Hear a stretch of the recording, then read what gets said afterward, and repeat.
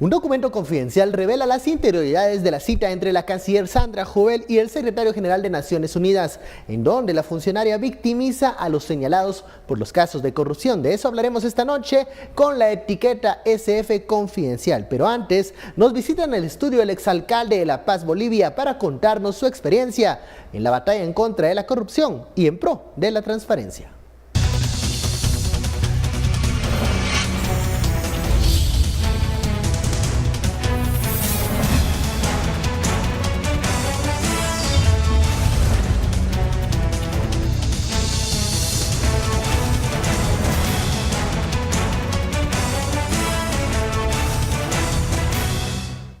El documento revela el mensaje que llevó y la respuesta que obtuvo la ministra de Relaciones Exteriores, Sandra Jovel, al señalar al jefe de la CICIG, Iván Velázquez, de extralimitarse y excederse del uso de la prisión preventiva y hasta ideologizar la persecución penal. Todo esto en la reunión que sostuvo con el secretario general de Naciones Unidas, Antonio Guterres, el pasado 21 de febrero en Nueva York. La canciller expresó a Guterres que la visita tenía un franco interés y se enfocó en las acciones emprendidas por la CICIG. Jovel dejó claro desde el inicio la posición de la administración de Morales frente a la CICIG, y es que Guatemala apoya a la CICIG pero no al comisionado Velázquez. De acuerdo a lo indicado por la canciller, el comisionado se ha extralimitado de sus funciones. Esa queja ya había sido planteada con anterioridad, expresa el documento, en una reunión sostenida entre la canciller Sandra Jovel y el secretario de Asuntos Políticos de Naciones Unidas el 27 de octubre del 2017, donde manifestó preocupación por las violaciones a los derechos humanos de los indicados. Jovel volvió a llevar a la mesa ese tema acompañado de un fact sheet que enumera una serie de casos que documentan un uso excesivo de la prisión preventiva y la violación de la presunción de inocencia, a tal grado que la canciller habría preguntado al secretario Guterres expresamente si la ONU compensará a las víctimas, al referirse a los políticos, militares y empresarios y otros indicados en casos de corrupción revelados por el Ministerio Público y la CICIG. En la lista de quejas que llevó la canciller citó el allanamiento llevado a cabo en la Casa Presidencial en noviembre de 2016 por la investigación del hijo y hermano del presidente. Frente a Guterres, la canciller se quejó hasta del procurador de los derechos humanos, Jordán Rodas, a quien señaló de proteger al comisionado, además de preguntar cuál sería el proceder de la organización frente a las conductas del comisionado. Jovel dijo al secretario de la ONU: "Yo estoy aquí para defender al país". La administración de Morales se cuestionó a quién le rinde cuentas el comisionado al no hacerlo con el gobierno. Si es un funcionario de Naciones Unidas, ¿a quién rinde cuentas sobre sus acciones?, preguntó Jovel. La respuesta que obtuvo fue que el comisionado no es estrictamente funcionario de plantilla de la organización. Como un villano dejó ver Jovel al jefe de la CICIG, a quien señaló de entrometerse en asuntos de carácter nacional y polarizar al país. Según el documento filtrado a la prensa, el embajador Jorge Skinner-Cle trata de ideologizar la persecución penal hacia un sector de centro derecha, mientras que el viceministro de Relaciones Exteriores, Estuardo Roldán, asegura que el impacto de CICIG ha tenido repercusiones negativas en la economía nacional. Jovel dejó ver que Iván Velázquez le ha quitado protagonismo en la lucha contra la corrupción al presidente, al expresar que los medios y la prensa continúan cooptados por las decisiones del comisionado Velázquez y el señor presidente Jimmy Morales ha sido quien ha contribuido mayormente en la lucha contra la corrupción. A la solicitud de Jovel de remover a Iván Velázquez de la CICIG, la respuesta del secretario general fue que en este momento no puede sacar a Velázquez. Esta decisión crearía controversia por el apoyo que ha sumado el comisionado de la comunidad internacional y de los donantes, señaló Guterres. Guterres mencionó que las partes se contraponen sobre el actuar del comisionado al citar los elogios expresados por el ex canciller Carlos Raúl Morales sobre el papel de la CICIG y del actual comisionado, y los planteamientos por la canciller, en donde el gobierno lo pinta como un hombre ingrato, casi un villano, dijo Guterres. En la reunión surgió la propuesta del secretario general Antonio Guterres de conformar un equipo de trabajo, o bien que el gobierno requiera por escrito y de manera formal la sustitución del comisionado Velázquez, mientras Naciones Unidas evalúa los documentos que sustentan la queja del gobierno de Morales. La canciller solicitó que lo conversado no trascendiera para que el encuentro no fuera malinterpretado por los medios de prensa. Sin embargo, el documento confidencial de ayuda de memoria fue filtrado al diario El Periódico y de allí se ha hecho público. Muy buenas noches, bienvenidos a Sin Filtro. Ya usted veía el reportaje extenso de esta nota que publicó hoy el periódico, en donde muestra este documento filtrado que evidencia la reunión que sostuvo la canciller y el secretario general de Naciones Unidas en cuanto al tema de CICIG. Ese será nuestro tema central de la noche, la etiqueta SF confidencial. Pero antes de entrar al tema central, tenemos una entrevista. Hoy nos visita en el estudio el señor Ronald McLean, exalcalde de La Paz, Bolivia, y experto internacional en gestión municipal y buena gobernanza, que ha impulsado metodologías anticorrupción llamadas las Islas de Integridad. Muy buenas noches, bienvenido, exalcalde, ¿cómo está? Un placer, muchas gracias por la invitación, encantado de estar con ustedes. También nos acompañan nuestros analistas Philip Chicola y Estuardo Zapeta. Muy buenas noches. Buenas noches. Comencemos con esta conversación. Don Ronald, en Guatemala en este momento se encuentra en medio de una batalla en contra de la corrupción. Muchos hablan de los problemas que fomentan estos vicios, pero pocos han planteado sistemas que prevengan que se sigan enraizando, sigan creciendo estas estructuras criminales. ¿Alguna luz para Guatemala? Bueno, yo no acabo de llegar a Guatemala ayer, o sea que no pretendo entender, menos saber mucho sobre la situación específica del país. Yo traigo a Guatemala la experiencia mía como alcalde de La Paz, primer alcalde electo y reelecto 4 veces, y que le tocó enfrentar un sistema de corrupción muy extendido, sistémico prácticamente, a raíz de una hiperinflación en Bolivia que empobreció mucho a la gente. Los salarios bajaron a niveles de 5 o 8 dólares al mes, y encontré, cuando me hice cargo de la alcaldía por primera vez, una corrupción generalizada. Como los alcaldes en Latinoamérica en general no tienen ningún control ni intuición sobre el sistema legal, sobre los fiscales, los jueces, etc., tuve que idear un acercamiento alternativo para combatir y prevenir la corrupción. Esto se tradujo en una experiencia muy exitosa, hay muy pocas de estas, que la Universidad de Harvard recolectó en 2 estudios de caso, y luego hemos escrito varios libros al tema, y hemos desarrollado una metodología de replicación de esa metodología para otros municipios en otras partes del mundo. La hemos probado más o menos en 25 municipios en Europa, más de 12 países, hemos recibido el Premio de Naciones Unidas como el mejor programa anticorrupción, y es un programa diseñado especialmente para municipios y para alcaldes, pero que puede ser extrapolado a niveles de ministerios o de agencias gubernamentales o del gobierno central. ¿Cuáles son los puntos más importantes de esos acercamientos alternativos que usted llama para poder reducir estos índices de corrupción? Primero, lo que aprendimos es que la corrupción no es una causa, es un síntoma. Y por tanto no se puede combatir un síntoma. Si un niño tiene temperatura, uno lo puede enfriar en un baño frío, pero la temperatura le está diciendo que hay una infección posiblemente en alguna parte. Hay que descubrir dónde está esa infección. Entonces, en vez de perseguir a la corrupción, hay que ver detrás de la corrupción cuáles son las causas de la corrupción. Y entonces ahí nos damos cuenta que los sistemas en los cuales funcionamos como sociedad son proclives a la corrupción. Tienen monopolio en la toma de decisiones, tienen excesiva discrecionalidad y una falta de rendición de cuentas. En los sistemas más modernos de gobierno, esto se hace con la división de los poderes, los cheques y los balances, y en nuestras sociedades por lo general esto no existe. Entonces hemos introducido una serie de medidas de, digamos, introducir competencia para la provisión de algunos servicios públicos, mejorar la transparencia, y hemos aplicado esto a los servicios municipales con muy buenos resultados.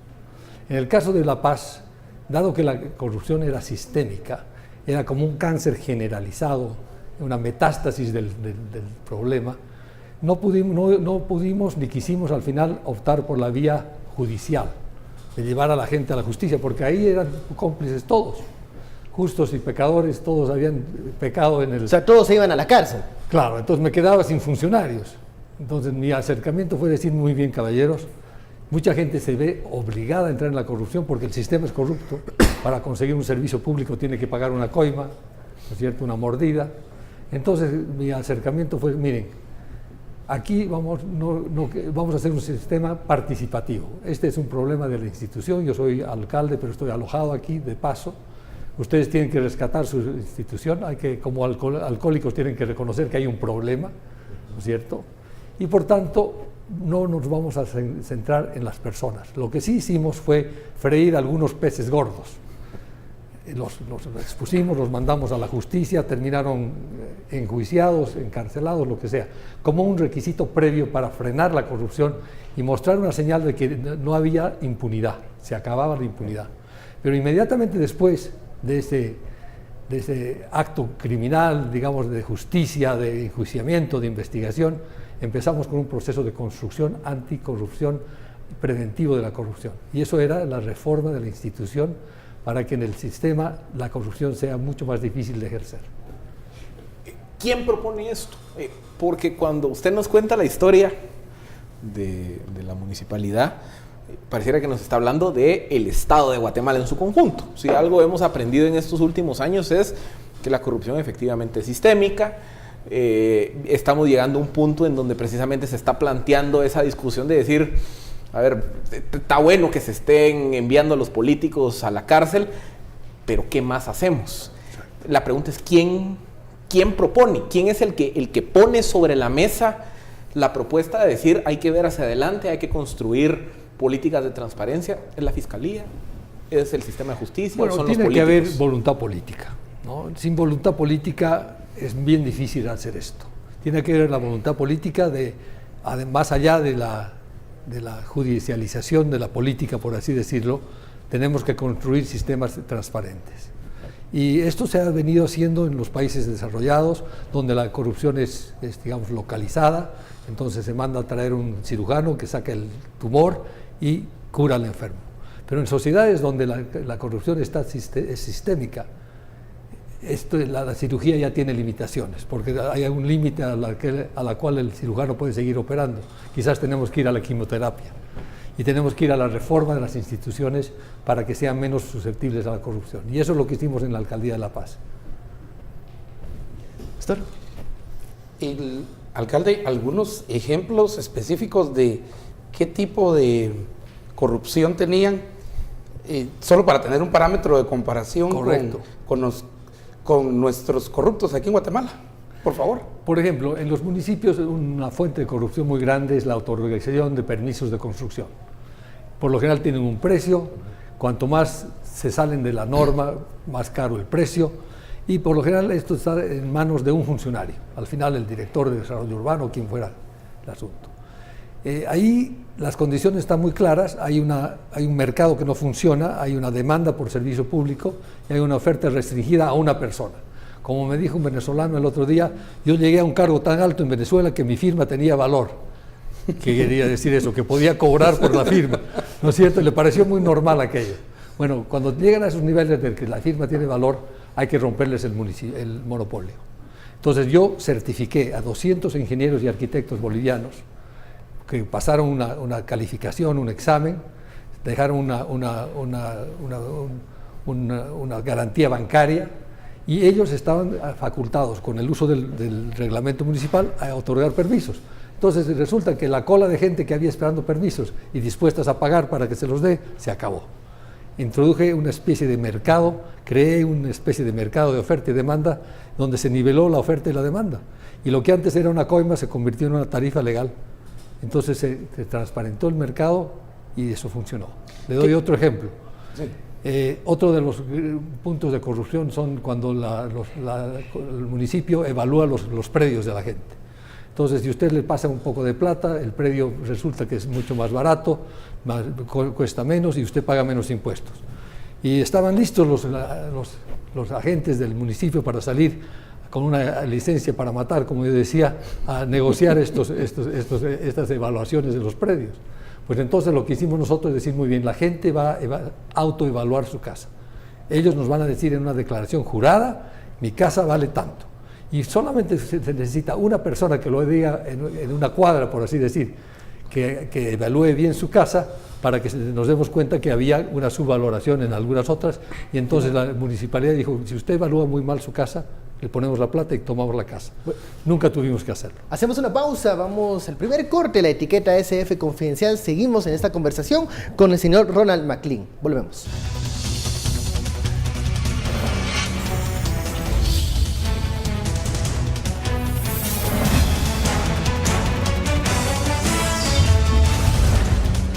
Regresamos a Sin Filtro SF Confidencial. Tiene la palabra el señor Stuart Zapata. Gracias, alcalde, por los ejemplos que ha puesto, no muy diferentes a los actos de corrupción que tenemos aquí en Guatemala a partir de las alcaldías. Y aplicando una solución de mercado que me parece muy interesante, oferta y demanda, se abrió entonces la posibilidad de que otros competidores entraran y quebraran el monopolio. Una pregunta de liderazgo generalmente es el que está al frente, que mientras está, se mantiene el sistema. Después que usted salió, ¿se mantiene esa lucha? ¿La norma se sigue o dependía de que usted estuviese en alcaldía? Bueno, hubo todo un proceso de autoevaluación, de planificación participativa, de diagnóstico de la situación, y el tema de corrupción salió sobre la mesa. Rompimos el tabú del silencio, de la complicidad, y como no íbamos detrás de personas, sino de sistemas, la gente empezó a hablar. Y fue casi una catarsis, y las secretarias se ponían a llorar muchas veces contando cómo habían participado, y nosotros decían, olvídese, nosotros no somos fiscales, no me digan el nombre, dígame cómo funciona el sistema de corrupción para cambiarlo. Y entonces cuando yo me fui, llegaron 2 o 3 políticos con ganas de robar y terminaron en la cárcel. 3 de mis sucesores terminaron en la cárcel. Pero ¿quién fue los que los denunciaron, filtraron los contratos, los cheques? La propia gente del municipio, que estaba vacunada contra el problema. Y hoy en día La Paz, digamos, es relativamente una alcaldía limpia, una alcaldía honesta, diría yo. Llegó después un abogado de alcalde, y que se llamaba Juan Sin Miedo, ¿no? Se hacía llamar Juan Sin Miedo, y impuso el régimen del terror. Entonces lo que pasa con el municipio hoy día en La Paz es que no pasa nada. Nadie hace nada porque tiene temor de que lo impliquen en cualquier cosa. Entonces se ha perdido también la discrecionalidad necesaria que necesita tener un funcionario para gobernar, para administrar, pero hay, digamos, un bajo nivel de corrupción en la ciudad de La Paz. Así como hablamos de la necesidad de que haya voluntad política para abordar una transformación de esta naturaleza, hay una reflexión y que también yo quería que nos contara algunos detalles, y es el reconocimiento de un mea culpa, en el sentido que si la corrupción era sistémica, es porque de alguna u otra forma todos los que participan del sistema fueron hechores, cómplices, coautores de actos de corrupción. Exacto. Entonces implica que en algún momento hay que quitarse La máscara. la máscara y decir, sí, yo hice tal cosa, acepto mi responsabilidad, reparo, etcétera, etcétera.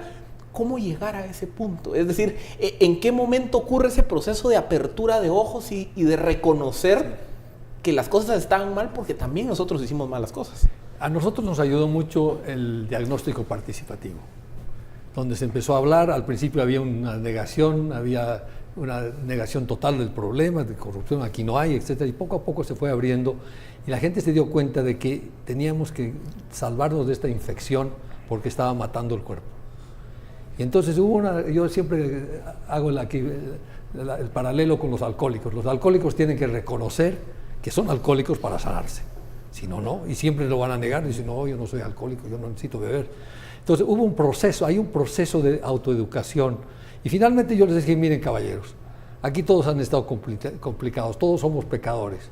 Como somos católicos y cristianos, vamos a arrepentirnos, nos vamos a confesar ante nosotros mismos y vamos a enmendar nuestras vidas. Y vamos a ir de aquí en adelante, porque la vida sigue, no podemos mirar el pasado todo el tiempo. Y así fue. Y como yo les cuento, la municipalidad se defendió con sus propios funcionarios cuando otros políticos llegaron al alcalde y quisieron corromper la institución. ¿Qué tiene que ocurrir primero? Ese reconocimiento de mea culpa social para que luego pues, se implemente una política transicional, ¿o es a la inversa? Yo implemento primero la política para así incentivar. Bueno, la crisis nos ayudó. Las crisis tan profundas, teníamos una hiperinflación de 26,000%. Eso llevó que los sueldos de los funcionarios estaban entre 8 y 10 dólares al mes, mientras su nivel de vida era no más de 500, 600 dólares, que era lo que ganaban antes de la inflación. Entonces eso los llevó a una situación límite, que convirtieron el municipio en una fuente de generación de recursos particulares. O sea, la Dirección de Permisos Municipales generaba su propia plata cobrando coimas y repatriándose la plata. El cajero especulaba con los dólares y repartía la plata. Y finalmente todos se pagaban a sí mismos a través de la corrupción. Entonces la corrupción sustituyó el sistema formal, pero fue porque la hiperinflación llevó esto al extremo. Gracias a Dios esas situaciones límite nos permiten ver mejor. Las situaciones intermedias a veces no dejan ver bien claro la situación. Y entonces sí pudimos avanzar en este tema porque ellos estaban muriéndose de hambre.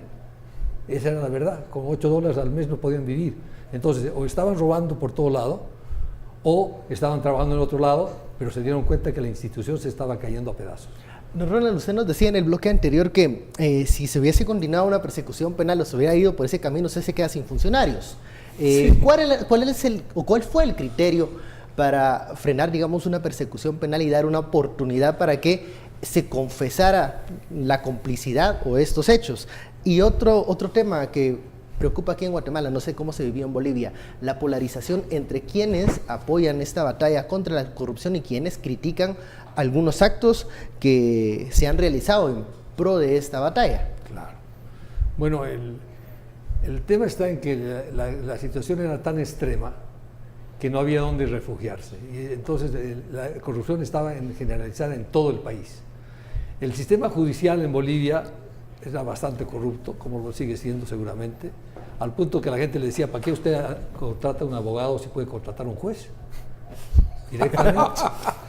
Entonces, y si la policía, si le robaban en la casa, no llame usted a la policía, porque lo que los ladrones habían dejado se lo va a llevar la policía.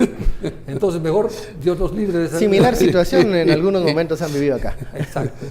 Entonces, y por otro lado, nosotros nos dimos cuenta que sí, llevamos al cajero, que era el corrupto más visible en la municipalidad, lo expusimos, lo quemamos, publicamos su nombre, su fotografía, pero eso fue más bien una señal para que pare la corrupción y para mostrarle que el hombre más poderoso, que era este señor, podía caer. Era una señal necesaria de freír un pez grande para parar la corrupción, pero a partir de aquello teníamos que reformar la institución. ¿Y la polarización? ¿Hubo polarización en Bolivia cuando usted implementó estas prácticas, estas políticas? Lo que pasa es que, primera cosa, creo que el narcotráfico no estaba presente. Eso complica las cosas enormemente porque el narcotráfico es una fuente de corrupción y de infiltración en el gobierno y de cooptación del gobierno y de las instituciones muy fuerte. Entonces, ese es un enemigo poderoso. Luego, evidentemente, había venido una crisis tan profunda en Bolivia que el gobierno tuvo que llamar a elecciones anticipadas y nosotros ganamos la elección con un amplio margen. Teníamos un fuerte mandato popular y la situación era tan grave que la gente decía, mire, tengo gangrena, córteme la pierna, pare la hemorragia y quíteme el dolor aunque me corte la pierna. Entonces nos dieron mucho beneficio de la duda y nos dejaron experimentar y avanzar muchísimo. Y no era yo solamente que estaba en esta tarea, sino el gobierno central también. O sea, había una voluntad política atrás de esas políticas había de voluntad gobierno. política producida también por la tremenda crisis que dio origen a un cambio político y a un giro, por así decir, hacia las fuerzas tradicionales conservadoras de Bolivia. Yo soy de un partido de centro derecha y que nos permitió experimentar en los sistemas no convencionales de crear mercados o mecanismos del mercado para combatir la corrupción. Una pregunta que llega aquí en redes es si tuvieron sindicatos y si hubo sindicatos, ¿cómo reaccionaron los sindicatos o cómo negociaron con los sindicatos? El municipio tenía 2 sindicatos muy corruptos y que se habían acostumbrado a pedir aumentos de sueldos de 300 o 500% al anterior alcalde, que llamaba al presidente, el presidente daba una orden y le mandaban la plata del Banco Central. Yo los llamé a una primera reunión a los pocos días que fui alcalde y les expliqué cuál era la situación. Yo sabía que se estaban organizando para hacer una gran marcha y una huelga general porque sabían que yo no tenía el dinero para pagar el sueldo a fin de mes siquiera. Y les dije, vine aquí la situación cuando no pudimos llegar a un acuerdo es, sinceramente, primero que dejé entrar a la reunión a todo el mundo.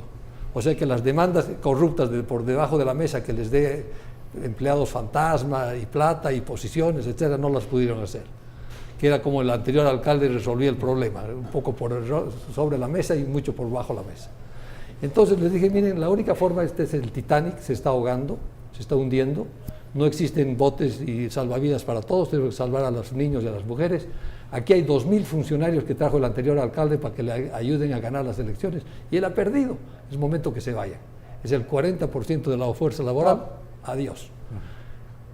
Al principio una gran resistencia y después yo dije, viene, los últimos 2.000 que han llegado son los primeros que se vayan a ir. No vamos a discriminar que usted es de mi partido, usted y yo lo conozco, usted se va y usted se queda. Cuando el 60% de la gente se dio cuenta que se quedaba en el municipio y que lo que ahorráramos en sueldos de esta gente que se iba a aumentos para ellos, gané la batalla. Y así empezamos. Y firmamos un acuerdo con los 2 sindicatos. ¿Cómo venderle la idea al público? Porque digamos que una cosa es pues lograr que se alcance el mea culpa, la voluntad política de los actores interesados, implementar la política, la negociación con demás actores.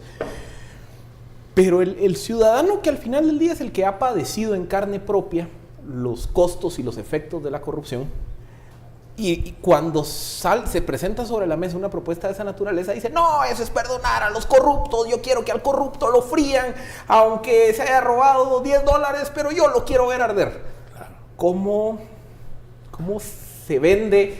Sí, claro, la propuesta ante la opinión pública? ¿Quiere usted vengarse o quiere que bajemos la corrupción? ¿No es cierto? Un poco se pone en esa disyuntiva.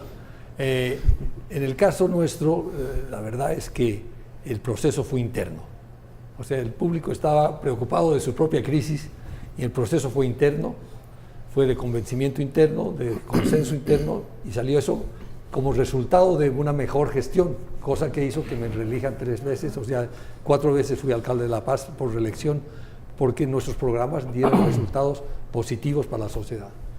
O sea, no hubo una participación masiva en la sociedad civil de decir, eso queremos, ni se enteraron de lo que estábamos haciendo. Pero los resultados fueron claros, la ciudad empezó a invertir, los servicios fueron mejores, se redujo la corrupción, etcétera, etcétera. Bueno, hemos llegado al fin de esta conversación. Muchísimas gracias a don Ronald McLean, exalcalde de La Paz, Bolivia. Él estará presente mañana miércoles 7 en la conferencia internacional en el 10º aniversario de la Fundación Esquipulas. En el también. Camino Real a las 5:30 de la tarde. Así estará compartiendo estas experiencias de cómo se vivió esta lucha en contra de la corrupción en La Paz, Bolivia. Muchísimas gracias, don Gracias Ron. a ustedes, muchas gracias por sus buenas preguntas. Bueno, vamos a un corte, la etiqueta SF Confidencial. Regresamos.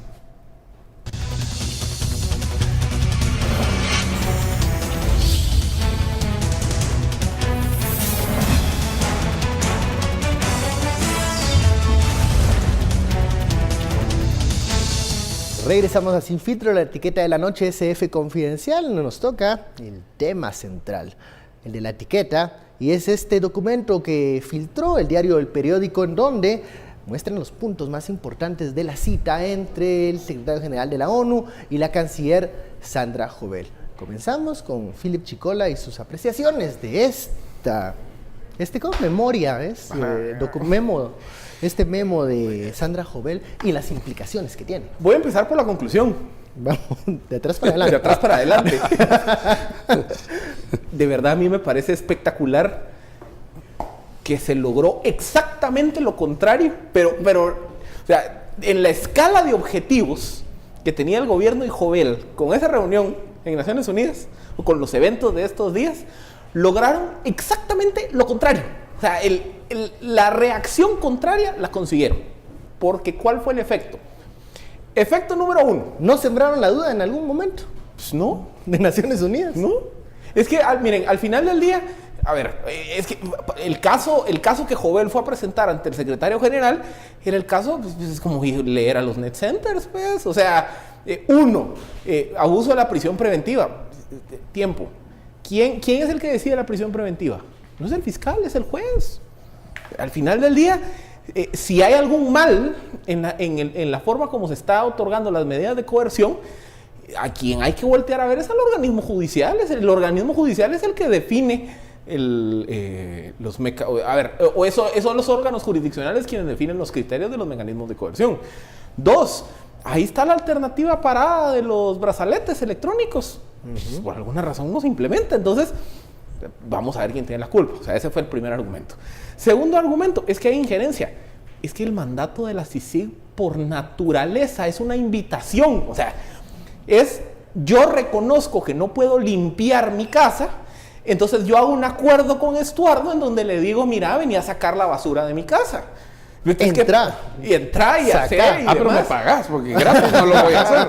Bueno, gratis no hay es. almuerzo gratis. Pero ¿qué pasa? Resulta que después viene Estuardo y me dice, no, mira, la tele está podrida, la cama hay que tirarla y demás. No. Porque vos me dijiste toda la basura y Hay que cambiar hábitos, te va a Ajá, decir. o sea, te va a decir, mira, yo fui a y investigar. después de todo es un acumulador, ¿verdad? Ajá. Entonces, de entrada, ¿qué va a pasar? yo fui el que unilateralmente le pedí en la creación del mandato, venía a resolver el problema que yo no he podido resolver. Y tres, pues digamos que toda la parte de la mediatización, yo siempre he sido de la línea que aquí valdría la pena pues una discusión seria y sensata, decir, bueno, digamos que esa relación que existe entre la información y digamos que los criterios procesales. Y ojo, este no es un debate solo en Guatemala. Ahí está, miren, si lo quieren ver en Netflix, miren la historia del caso de O.J. Simpson. Era exactamente el mismo debate. O sea, la defensa de O.J. Simpson, ¿qué decía? Es que aquí todo mundo da conferencias de prensa. Es que aquí todo mundo quiere crucificar a O.J. Simpson en los medios. Es que, miren, ese es un dilema de todos los sistemas de justicia. Es ese límite o ese punto medio entre qué tanto informa los actores judiciales a la población de lo que está ocurriendo, sobre todo en casos de alto impacto, versus el efecto que eso tiene en todo el proceso, porque tiene varias dimensiones. Por ejemplo, yo no puedo informar todo lo que tengo porque pongo en riesgo mi caso. Yo tampoco no puedo ser tan enfático en los señalamientos porque siempre a los acusados pues, les vale el derecho de defensa. O sea, ese es un debate sano de las sociedades porque es una discusión de dónde encontrar los puntos medios. Y aquí en Guatemala yo no he visto a nadie que plantee una discusión profunda del tema. De ese tema. De ese tema. Y como les digo, ahí está la serie de O.J. Simpson. Mírenla, porque esa es una subtrama de ese caso. Entonces, ¿qué pasa? Sobre esos tres señalamientos, Naciones Unidas le dice, bueno, déjeme ver, pues, pero... Déjeme analizar. Bueno, hay una frase muy llamativa de la señora Jovel, según este documento, en donde ella dice, bueno, Naciones Unidas va a reparar a las víctimas o a los señalados que en dado caso no sean declarados culpables. Y hay preguntas alrededor si ella está entonces defendiendo a los señalados de los casos de corrupción. Pero eso es lo que ella... Eso es lo que ella quiere. Ahí parece que está tomando una parte. A mí el fundamental y la respuesta donde está más directa no puede ser el secretario general de Naciones Unidas dice que indicó a la canciller, o sea, esto es el secretario general Guterres, indicó a la canciller, si usted, señora canciller en este caso, me envía una carta del presidente de la República solicitando que despida al comisionado Iván Velázquez, yo le responderé a esa carta y nos mantendremos en ese marco institucional, ¿ya? Pero este no es el momento para despedir al comisionado Iván Velázquez. No obstante, dejo abiertas las puertas para encontrar una solución a sus preocupaciones con negociaciones de conformidad con el artículo 12 del acuerdo de la CICIG. Pero despedir al comisionado Iván Velázquez hoy mismo no lo puedo hacer, resaltó el secretario de manera enfática. Y esto es de Relaciones Exteriores, pues. Ellos están dando la descripción de lo que sucedió. Este es el punto 18. Dos temores ahí rápidamente, y creo que querían hacer esa correlación de fuerzas, es para la queja que se fueron a presentar. Hay una injusticia. Esa injusticia se llama CICIG. Y no es la CICIG, sino es quien está a cargo de la CICIG. Pedimos que saquen a ese que está a cargo de la CICIG, aunque apoyamos la CICIG y sigue la CICIG, ¿verdad? Y por favor, despídanlo ahorita, ¿verdad? Y no vayan a dar declaraciones a los medios, porque los medios no entienden nada de esto y están cooptados por el señor que queremos que ustedes saquen. Y por supuesto que ahora sí está claro el mensaje, ¿verdad? Por supuesto que la respuesta fue, no puedo hacerlo. Más claro no puede ser, pues, o sea, más claro no puede ser el señor otra Guterres. vez, y regresa al artículo 12, que es lo que hemos dicho desde agosto, es que ya vamos a cumplir, ¿cuánto? 12. 6 meses, 8 meses. Otra vez, regresando a la analogía, yo le pedí a Estuardo que viniera a limpiar mi casa, porque no lo puedo hacer. Entonces empezó a tirar hasta la televisión, y sí, llegó una de esas a ver si no me tira a mí también, va. Pero en el contrato que suscribimos... ¿No será que el problema no es la basura que está ahí? sino, siguiendo tu analogía, ¿no será que el problema sos vos? Porque al final, ¿quién llevó ahí ese televisor viejo, ese colchón horrible, todo lleno de pulgas? Y al que no le gusta que le tiren esas cosas. Y ahora no te querés deshacer de todo eso viejo, chuco, corrompido, cucarachas y todo lo que está ahí. Ese problema del acumulador. ¿No será que en Guatemala tenemos el síntoma del acumulador, güey? No hemos llegado a lo que decía nuestro invitado. Que no, la mea culpa. No hemos llegado a esa mea culpa de decir, miren, sí, lo que yo hice estuvo mal. Yo pagué un soborno porque no me quedaba de otra, no me iban a pagar. O sí, yo trafiqué influencias porque así es como se hacían las cosas antes. Porque así era el sistema. Así era el sistema. Es que, miren, también hay que entender esos puntos medios. A ver, este es un debate donde yo creo que ya llegamos al punto en donde como sociedad tenemos que hacer un mea culpa colectivo, que las cosas estaban mal, que hacíamos las cosas mal. Lo que pasa es que si yo quiero seguir viviendo bajo esa aura de pureza y decir, no, pues el corrupto es otro, pues a que lo vayan a traer, yo soy víctima del sistema, no vamos a llegar a ese punto de no retorno y de no repetición. Pero eso no se está planteando. ¿Aquí qué se está planteando? Ah, no, ya me cayó mal aquel que hasta la tele me quiere tirar.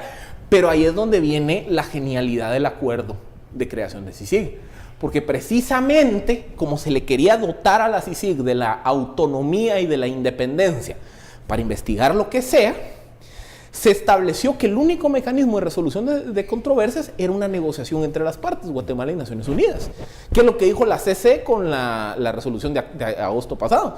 ¿Tiene algún problema con el acuerdo? Active el artículo 12, negocien y ahí se pónganse de acuerdo y resuelvan los líos platicándolo, ¿va?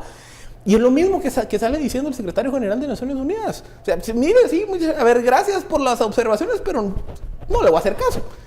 Sigamos. Y si quiere, activemos el 12. Sí, o sea, el paso es activar el 12. Exactamente. En ese contexto, no va más. Pero ¿cuántas veces hemos oído a la canciller diciendo? O sea, miren, aquí lo que pasa es que también a la canciller la dejaron en offside. Bien, así, pero ni Gareth Bale lo dejan en offside como se quedó ella, porque la agarraron en varias cosas. ¿Dónde fue el offside de Joel? Estuvo el fin de semana viendo el fútbol americano. A ver, ¿en dónde la agarraron fuera de juego? Primero, todavía de Minnesota. Primero, lleva. Sí. Es que están más duros que con el troll de Daniel, hombre. Esa derrota va a doler semanas, muchachos. Bueno, está bien. Sí.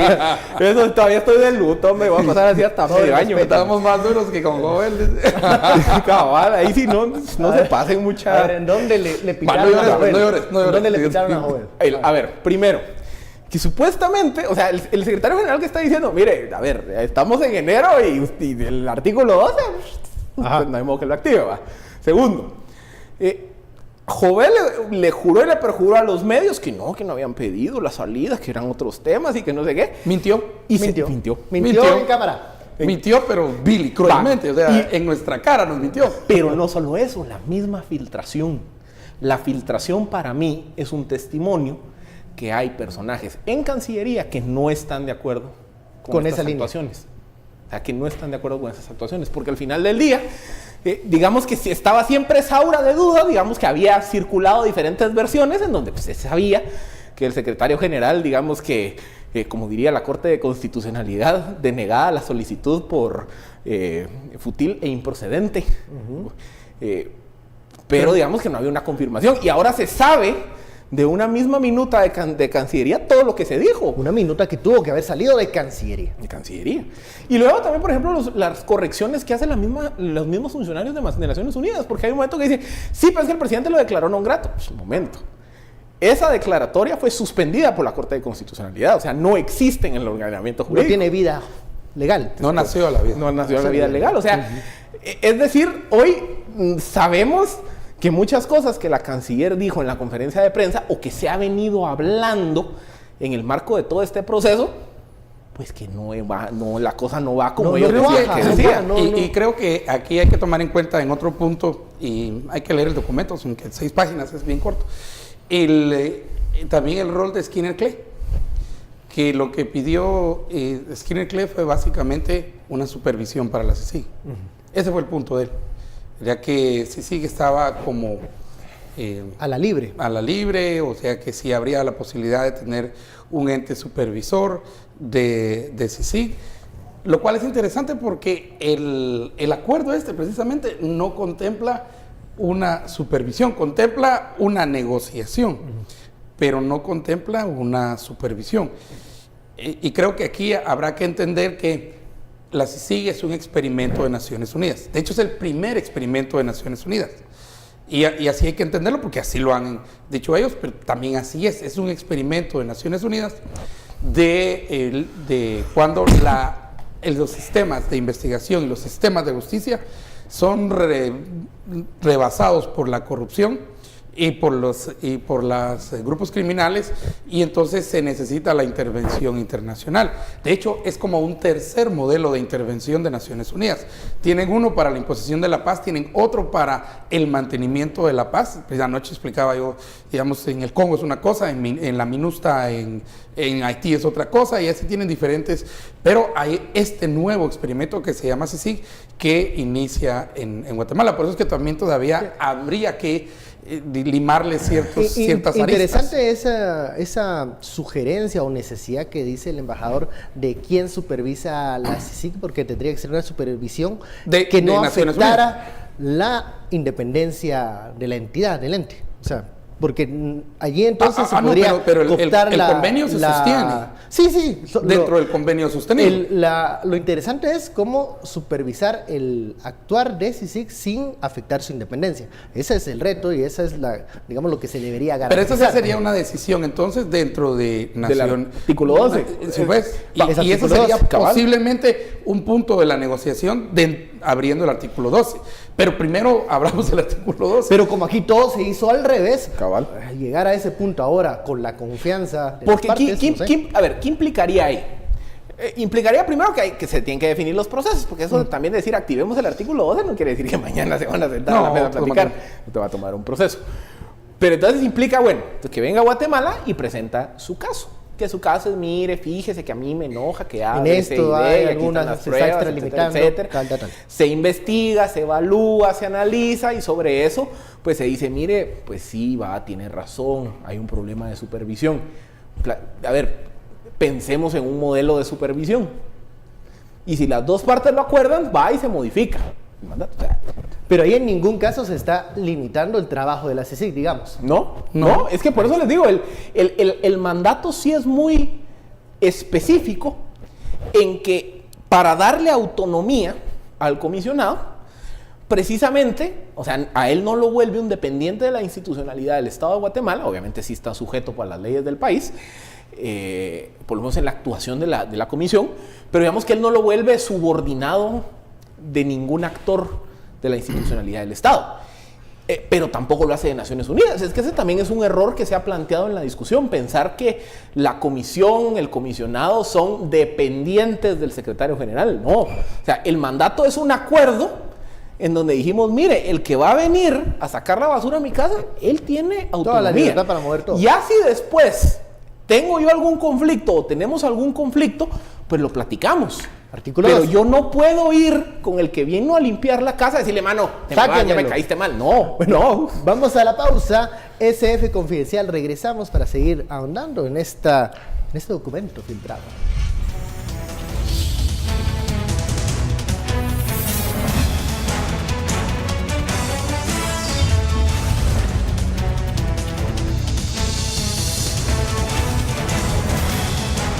Estamos a Sin Filtro, gracias por su sintonía, la etiqueta SF Confidencial. Y bueno, la publicación de este documento filtrado por el diario El Periódico suscitó diferentes reacciones.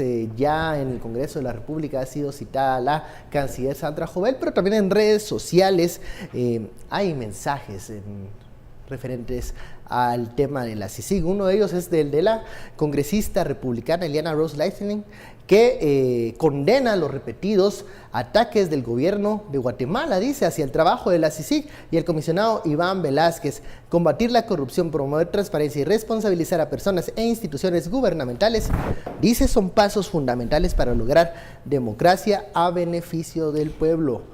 Una congresista republicana de Florida. Ultraderecha. A la dura. No está la foto de la embajada. La foto de la embajada, vamos a solicitar a producción si tienen por ahí la foto de la embajada. Bueno, una foto que creo que no deja nada de ambigüedades. Es que miren, aquí lo que pasa es que ha habido una sucesión de acontecimientos, porque tampoco no hay que verlo en el vacío.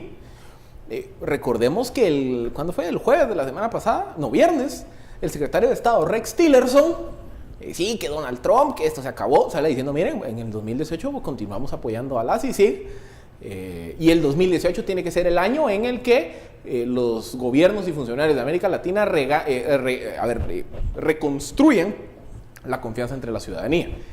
Tillerson.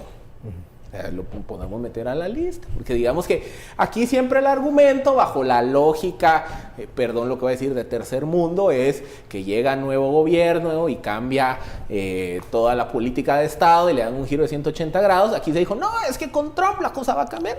Tillerson, secretario de Estado. Ya antes lo había dicho Nikki Haley en los días después de la declaratoria de non grato, ¿no? Nikki Haley, de las ultraconservadoras de Carolina del Sur, embajadora de Estados Unidos en Naciones Unidas. Hoy lo dice el secretario de Estado. Y 2 días después, Donald Trump, en sus pues ya característicos mensajes polémicos, sale diciendo, miren, Guatemala, El Salvador, Honduras y México no están colaborando con la lucha contra el narcotráfico. Le estamos dando dinero, no lo están haciendo, se los vamos a quitar. O sea, digamos que también Estados Unidos está pidiendo cuentas. Y sobre todo, digamos que enseñó el músculo. Y luego sale la filtración hoy en la mañana, que la llevó a cabo el diario El Periódico, que la publica el diario El Periódico, y luego se da una seguidilla de 3 eventos. Se da la fotografía. A ver, la fotografía ya la tenemos por acá, nos dice producción. Ahí está la fotografía de el comisionado y el embajador. El Día del Cariño, es la foto del Día del Cariño. Emilio Arriaga es la foto del Día del Cariño. Creo que si le quitan los mensajes. Si quitan los mensajes, ahí ven las calcomanías de yo amo la CICIG. No se había dado una fotografía así antes. Mañana, habíamos platicado si de en la eso. esquina de la Boulevard Liberación poniendo esto en los carros, son ellos. Son los dos. A ver, casualidad aquí en el momento indicado. A ver, aquí los guatemaltecos somos tan barrocos, aquí hacemos interpretación diplomática de fotografías y demás, porque siempre digo, es que Estados Unidos cuando publica comentarios solo habla de la CICIG, y no, Iván Velázquez, ahí está Iván Velázquez. Es que se toma fotos con Jimmy Morales y con... Ahí está Iván Velázquez. Juega tenis con Jimmy Morales. Ahí ya tiene con Jimmy Morales, ya tiene con Álvaro Arzúa, ya tiene con el comisionado, pero se toma con la calcomanía. ¿Me entiendes? A ver, digamos que a ver, yo más que querer sobredimensionar la fotografía, porque aquí lo hemos dicho siempre, esto es una política de Estado. Estados Unidos se casó con la lucha contra la corrupción y el respaldo a la CICIG desde el 2014 y absolutamente nada ha cambiado. A pesar del lobby, a pesar de las quejas y demás, a Estados Unidos se siente satisfecho con el modelo. Y sobre todo Estados Unidos entiende muy bien que una de las características del modelo es que el modelo funciona si yo le ofrezco suficiente autonomía al comisionado. Si yo le quito autonomía, o sea, si Estados Unidos o Naciones Unidas le dicen, no, pues comisionado, mejor sí, váyase, porque ya se enojó el presidente, el nuevo comisionado se va a estar atado de manos. Es decir, la independencia de actuación es una de las características y Estados Unidos lo entiende. Eso ha sido así siempre. Lo que pasa es que aquí hemos querido decir, mucho, hoy sí, se tomó foto con el alcalde, como se tomó, hoy sí, se cambió esto, hoy sí. Hoy sí ha cambiado de lugar. No, por eso les digo, yo creo que esta foto, más que el simbolismo, yo creo que es más un mensaje de decir, ya mucha, pues, ¿qué más quieren? ¿Qué más quieren? Ahí está. Ahora, pues, ¿esto cambiará en algún momento la línea de trabajo del Ministerio de Exteriores? Porque lo hemos visto en este esfuerzo por el cambio del comisionado. Mira, tú decías ayer que no, pero... No, pero ¿Qué escenario ves? Yo el escenario que vería, bueno, Jimmy Morales no está ni en Guatemala, creo yo.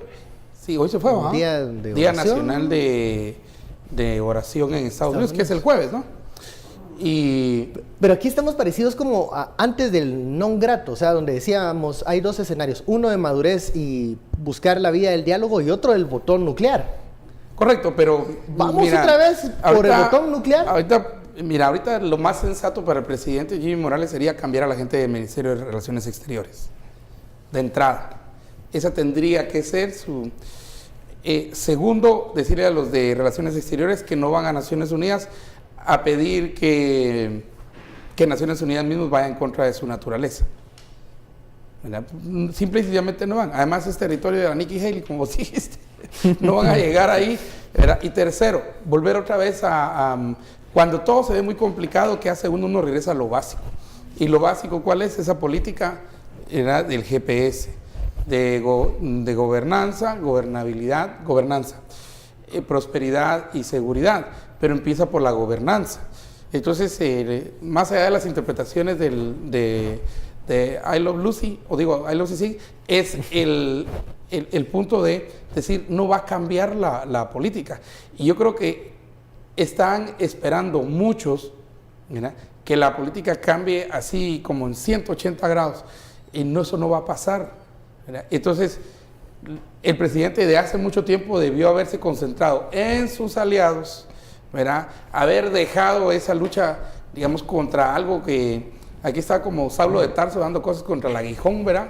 No va, ¿eh? Y al final va a pasar lo que le pasó a Saulo de Tarso, que al final el caballo lo tiró, ¿verdad? Y lo dejó ciego. Y tal vez, yo creo que el caballo ya lo tiró y lo dejó ciego.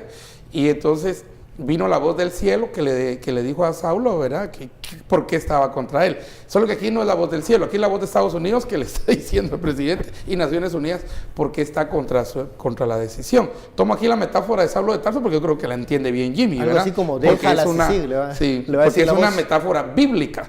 Porque Jimmy solo con la Biblia entiende, aunque esté bolo, ¿verdad? Entonces con la Biblia enfrente entiende. Hay que tomarle sus metáforas de la Biblia. La de Saulo de Tarso me parece a mí una metáfora muy buena. Hay más mensajes, por ejemplo, Human Rights Watch envió una carta a Rex Tillerson también sobre el tema y publican un tuit en donde dicen sus interlocutores ya están enterados de sus maniobras, o sea, ya Naciones Unidas y la Secretaría de Estado conocen de antemano cuál es la situación.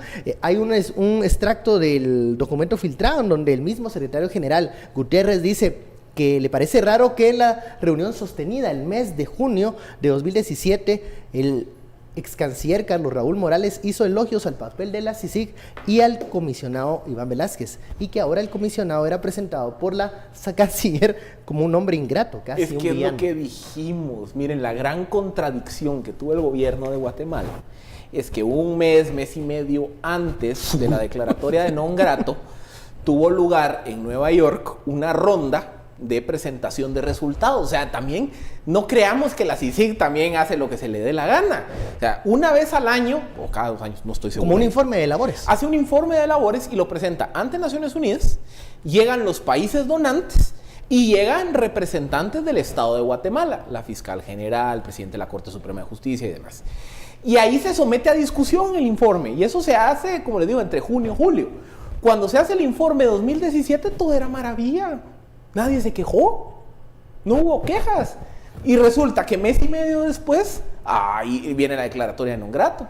Cambian de canciller 8 meses después y ahora la CICIG es el coco que se está comiendo a los niños. Bueno. O sea, ese cambio en la diplomacia, ellos dicen, ¿qué está sucediendo? ¿Tuviste el espacio para hacerlo? Pero fue el cálculo equivocado. Si se va todo, va a cambiar todo. Cálculo equivocado. Todo se fue y bueno, la cosa sigue antes igual, de terminar, y no va a variar. Quisimos saber la reacción, conocer la reacción del Ministerio de Relaciones Exteriores. No ha dado mayor información del tema. Al Congreso se le va a dar, porque tiene que llegar al Congreso. Solo se sabe que están preparando un comunicado. Tampoco han rechazado o han aceptado si el documento es verdadero o no. No han dicho nada. Entonces, estamos esperando. Otra nota. Breve. Hoy en el Comité de Ciberterrorismo del Congreso de Estados Unidos, Norma Torres, que es otra diputada, es demócrata, que le ha puesto mucha atención al caso de Guatemala, denunció específicamente cómo hay en Guatemala la operación de net centers que se están dedicando a generar desinformación y a combatir los avances de la lucha contra la corrupción. Y que son financiados. Así que estos señores, financiados por alguien. Estados Unidos sabe muy bien lo que está pasando y sabe muy bien que aquí muchas cosas que se dicen, el único objetivo es ponerle zancadilla a la lucha contra la corrupción. Ya lo saben entonces también esos nets. Mariscal Zavala, ya sabe. Mariscal Zavala, feliz noche y muchos no van a dormir tranquilos hoy. Nos vemos mañana. Mariscal Zavala no.